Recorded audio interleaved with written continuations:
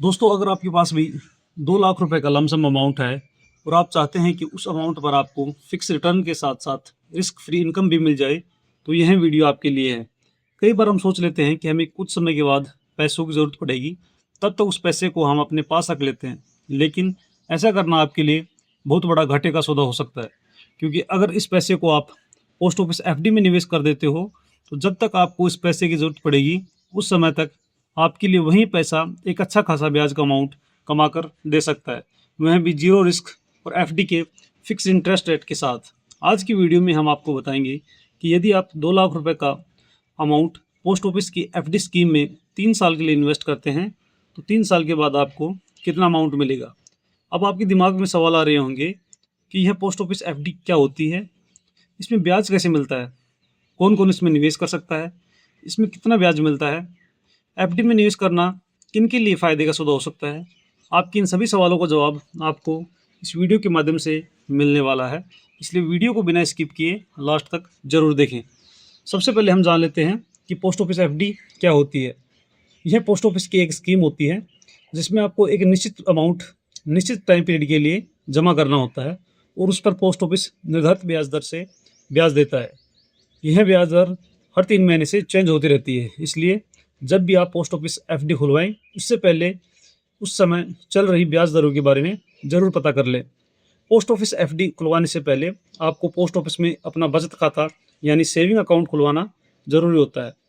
Saving account खुलवाने के बाद ही आप पोस्ट ऑफिस में अपनी एफडी खुलवा सकते हैं। अब हम जान लेते हैं वर्तमान समय में पोस्ट ऑफिस एफडी पर कितना ब्याज मिलता है। पोस्ट ऑफिस अलग अलग समय की एफडी करवाने पर ब्याज भी अलग अलग देता है। जैसे यदि आप 1 साल के लिए एफडी करवाते हो, तो उस पर आपको 6.90% के हिसाब से सालाना ब्याज दिया जाता है। यदि आप 2 साल की एफडी करवाते हैं, तो उस पर आपको 7% दर से सालाना ब्याज दिया जाता है। यदि आप 3 साल के लिए एफडी करवाते हैं, तो आपको 7.10% के हिसाब से सालाना ब्याज दिया जाता है। और यदि आप 5 साल के लिए एफडी करवाते हैं, उस पर आपको 7.50% की दर से सालाना ब्याज दिया जाता है। दोस्तों, यहाँ तक यदि आपको वीडियो पसंद आया है तो वीडियो को लाइक ज़रूर करें, क्योंकि आपका एक लाइक ही हमें वीडियो बनाने के लिए मोटिवेट करता है। इसके साथ ही पोस्ट ऑफिस में 5 साल की फिक्स डिपॉजिट करवाने पर आपको आयकर अधिनियम की धारा 80C के तहत प्रतिवर्ष 1.5 लाख रुपए तक के निवेश की राशि पर इनकम टैक्स में छूट भी मिलती है। पोस्ट ऑफिस एफडी में आप मिनिमम 1,000 रुपये निवेश करके अपनी एफडी की शुरुआत कर सकते हो। यानी यदि आपके पास बहुत बड़ा अमाउंट नहीं है, लेकिन आप अपने कम अमाउंट को पोस्ट ऑफिस में निवेश कर उस पर सुरक्षित ब्याज कमाना चाहते हैं, तो आप मिनिमम 1,000 रुपये से भी पोस्ट ऑफिस एफडी की शुरुआत कर सकते हो। और यदि आपके पास ज़्यादा पैसा है, तो आप पोस्ट ऑफिस में जितना चाहें उतना पैसा इन्वेस्ट कर सकते हो। यानी पोस्ट ऑफिस एफडी में निवेश करने के लिए मैक्सिमम अमाउंट की कोई लिमिट नहीं है। अब हम बात कर लेते हैं एफडी में निवेश करना किन के लिए बेहतरीन होता है।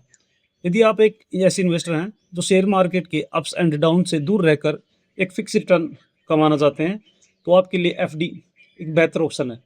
इसके अलावा यदि आपकी उम्र ज़्यादा हो गई है या आप रिटायरमेंट के पास हैं, तो ऐसे समय में आप रिस्क नहीं लेना चाहते हैं, तो भी आप एफडी में निवेश कर सकते हैं। अब हम बात कर लेते हैं हमारे आज के सवाल की। यदि हम पोस्ट ऑफिस की एफडी में 2 लाख रुपए का अमाउंट निवेश करते हैं, तो हमें 3 साल बाद कितना अमाउंट मिलेगा। पोस्ट ऑफिस वर्तमान समय में 3 साल की एफडी पर 7.10% के हिसाब से सालाना ब्याज देता है, जो कि क्वार्टरली रूप से कंपाउंडिंग होता है। यानी हर 3 महीने में मिलने वाले ब्याज को आपके मूलधन में जोड़ दिया जाता है और उसके ऊपर दोबारा से ब्याज लगाया जाता है। लेकिन ब्याज आपको साल में एक बार ही आपके अकाउंट में डाला जाता है। तो इस प्रकार हम देखते हैं कि यदि हम 2 लाख रुपए की एफडी करवाते हैं, तो 3 साल के बाद मैच्योरिटी पर हमारे को 2,47,015 रुपये का अमाउंट मिलेगा, जिसमें से 47,015 रुपये का अमाउंट ब्याज के रूप में शुद्ध मुनाफा होगा। तो दोस्तों, आज हमने पोस्ट ऑफिस एफडी के बारे में डिटेल से जानकारी ली है। यह जानकारी आपको कैसी लगी, कमेंट करके ज़रूर बताएं। और यदि आप ऐसे ही फाइनेंस से रिलेटेड नए नए वीडियो देखना चाहते हैं, तो आप हमारे चैनल को सब्सक्राइब जरूर कर लें और साथ में बेल आइकन को भी जरूर दबा दें, जिससे जब भी कोई नया वीडियो डालते हैं उसका नोटिफिकेशन सबसे पहले आपको मिले। धन्यवाद।